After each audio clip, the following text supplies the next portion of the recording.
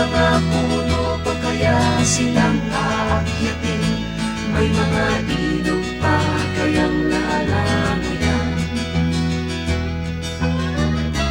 Bakit di natin pag-isipan ang nangyayari sa ating kapaligiran?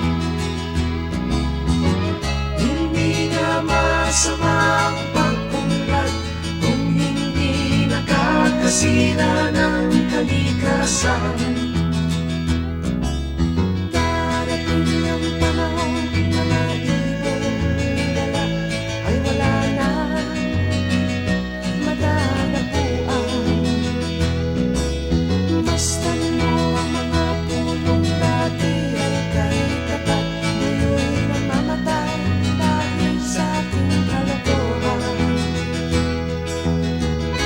Lahat ng bagay na narito sa lupa, biyayang galing sa Diyos kahit nung ika'y wala pa. Ingatan natin at huwag nang sirain pa.